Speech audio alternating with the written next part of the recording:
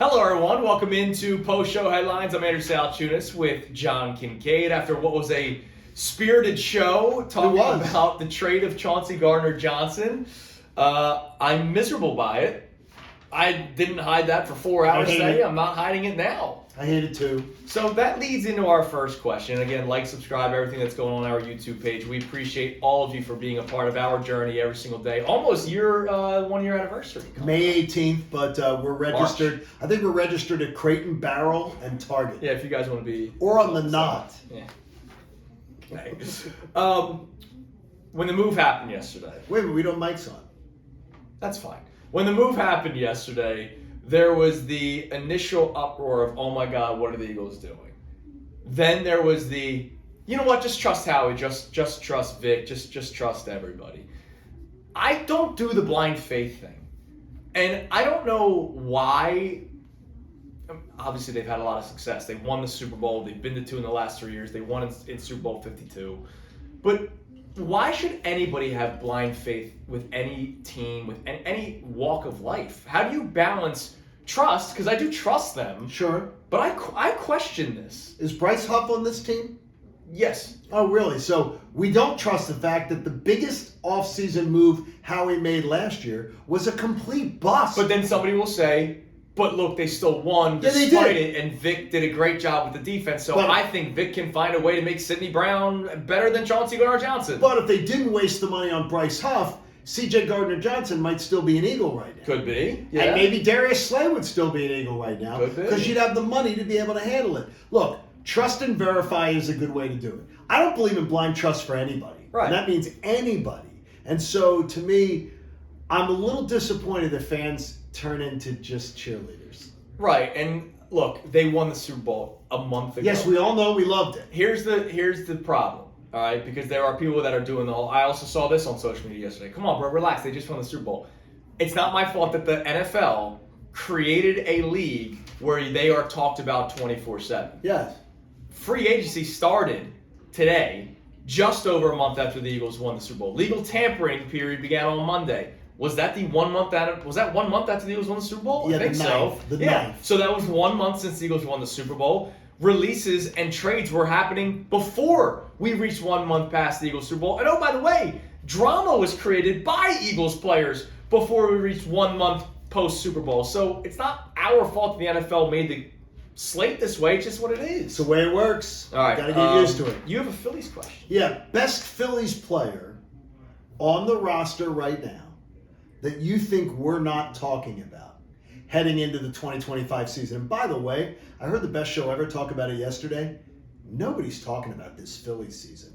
It's 2 weeks to the opener tomorrow. Well, the Super Bowl is a big part. Yeah, but Super Bowl was 5 weeks ago now. Yeah, now it's a new league year. And I mean, yeah, I understand, but nobody's talking about this Phillies team. We've even said it. Spring training, who's really taking much out of it? Like, Bryce Harper's raking in spring training right now, but like so is Alec Bohm. But you also know that come regular season, sure, they could start the season 0 for 20, and then what did it really matter? And right? Who's the best Phillies player on the roster that we're not talking about? Because look, all we're talking about is Harper, right? Yeah. But I mean, is this the year that Trey Turner finally lives up to that stupid contract? And yes, I say capital S, stupid, that they signed him to. I will hesitate going that far.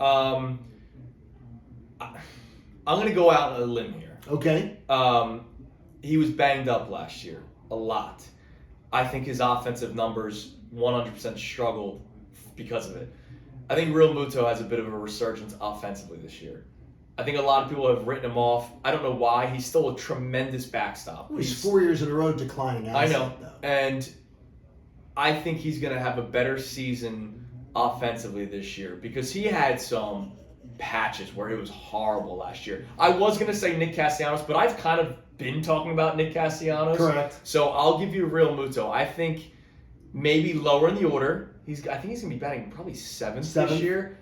Maybe there's a little less pressure, and he can just be that gap guy that he was originally brought here to be. He was not supposed to be a home run hitter or some power threat, or he wasn't supposed to be a guy that's expected to drive in 100 runs.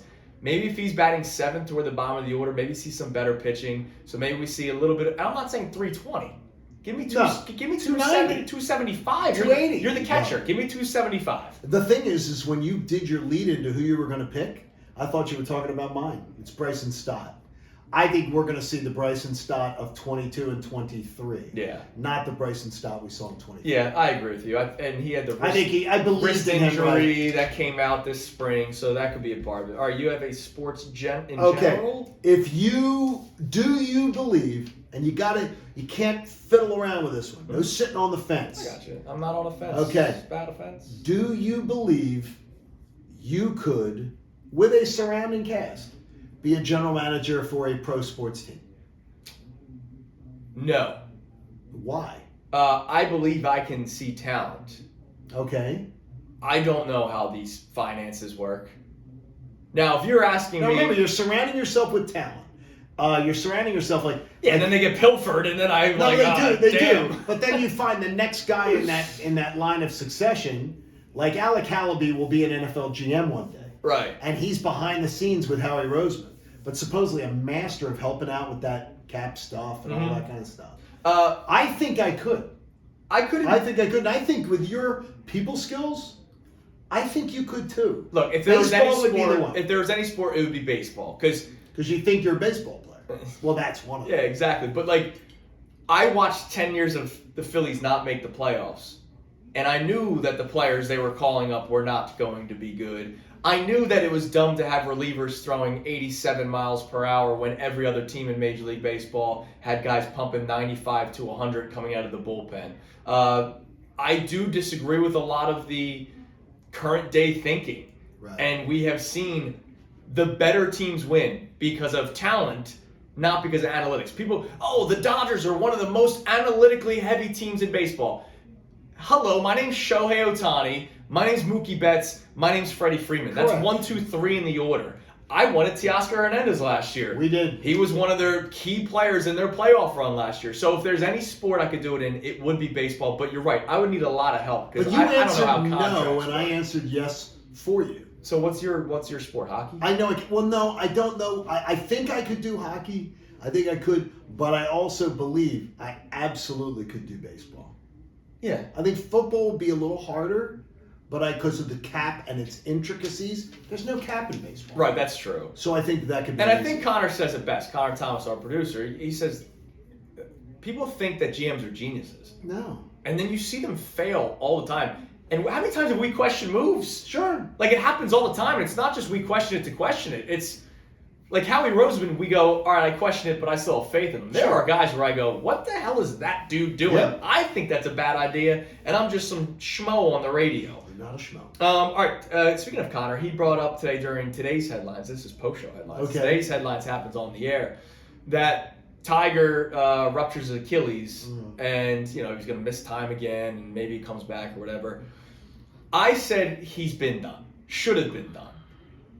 What are some of the saddest ends to careers that you witnessed where you said, yo, dude, hanging up? Not saddest end in terms of like major injury and you're like, oh, damn, we're never going to see him again. I mean, you're watching a guy play for a couple years where you're like, dude, come on, man, stop playing. There's two. Allen Iverson, one of your idols. Yeah, when he came Bouncing back, from job to job, and he was washed, sad. totally washed. Grizzlies, He's doing a thing. Pistons, Oh my the God. Sixers again. It was Terrible. sad. But the number one for me is the greatest pitcher in Phillies history, Steve Carlton, who just wouldn't call it quits. Yeah. And by the end, he was a batting practice guy. And though it hasn't tarnished his legacy, and he still is the greatest Philly of all time and everything like that, if you lived through the last few years, and some of the viewers and listeners of the show did, it was disappointing. Yeah. And it's sad. And I told you, I went to Phillies Tigers last year just to see Miguel Cabrera. Obviously, Okay, the good. Phillies. No, you like to do that, though. But You like I to- go, all right, this is it's his final year. I want to Sure. go watch him play. He had 4 horrible at-bats, and he had a ground ball to shortstop. He didn't even leave the box. It's painful. And it's just like, dude, I know you wanted to do the going away tour like a lot of athletes do, but maybe you should have done that like 2 years ago. Now, I get it. They're making all the money in the world, so why not keep playing? But it's sad. I saw Bruce Springsteen in the 80s. I saw Billy Joel in the 80s. I saw some of the greatest musical acts Yeah. in their primes. I don't want to see them on their AARP tour. Yeah. I don't. That's not what I want to remember guys by. Yeah. Or ladies by. I saw Christy and I went to see Journey randomly. And they actually opened for Def Leppard. Was it Steve Perry? No. Well, then you're not seeing Journey. You know what I mean? That's a topic for another I can't day. stand that. The dude that overtook Steve Perry was Right. tremendous. Def Leppard was probably the worst concert I ever. We left after 2 or 3 songs because it was like That was terrible. they don't sound good anymore.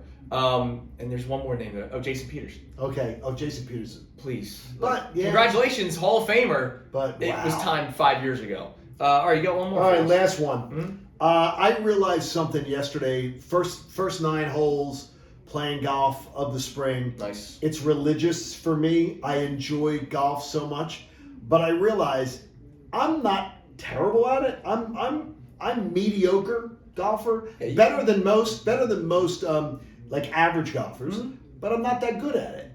But I love it, and I'm obsessed with it, and I have so much fun. And every time I'm out on a golf course, I'm smiling. Is there anything that you're not good at that you absolutely love? Now, Christy had an answer for us, but I'm not going to share it on the podcast. Oh. But is there anything you're not good at that you absolutely love? Because I think of it like, I'm really not that good at golf. And people are like, why don't you take some lessons and have them deconstruct your swing and everything? I'm like, BS. I have so much fun doing it. I don't want to mess with anything that would make me not like it as much. Well, I mean, if you're asking me grand scheme of things, I didn't make it to the majors in baseball, so like clearly there's Right. levels to it. I still play Sunday League. See, that's a good thing though. But the thing is though, you still are better than the vast majority. Yeah, you can look at my I'm stats not. from last year. I'm not. Yeah. Is there anything like you like fixing stuff around the house? Yeah, I do. See, you like tinkering. I like to say I'm not a tinkerer. Right. All right. I like to say that I did that. You see that? I did that. But my God, could there have been somebody that I could have paid that could have done a million times? See, and better? that's me. So I don't even challenge it because in every other part of my life, if I'm not good at something, I don't really want to do it, and I don't want to learn it. Like if I fumble around with it once and try it, I'm like, don't You know want to. what? We were talking about video games this morning before Yes. the show. John was amazed by how many people watch streamers. Yes, for 7 to 9 hours a week. The average person who watches one of those streamers. Yeah. The average person's watching 7 to 9 hours a week. First of all, where do you get time to do that? Second of all, like, what do you do? What do you do in Sit your and life? watch it. 7 to Why- 9 hours a week. Why and are you on your lunch break? and you're watching someone else play video games. Yeah, because It's they're not like watching really good. baseball. It's not like watching baseball. For some people, it is. But I still play on like a Friday night with Okay. my buddies. I suck, dude. Like I used to be really good at Call of Duty because Okay. when I was in high school, it was went to school, baseball practice, hang out with girlfriend. Oh, I'm 18. I have all the energy in the world. I can stay up till 12 o'clock and Play video games? play video games. So I was really good at it. How did your Now- assignments not get turned in on time if you had all this time?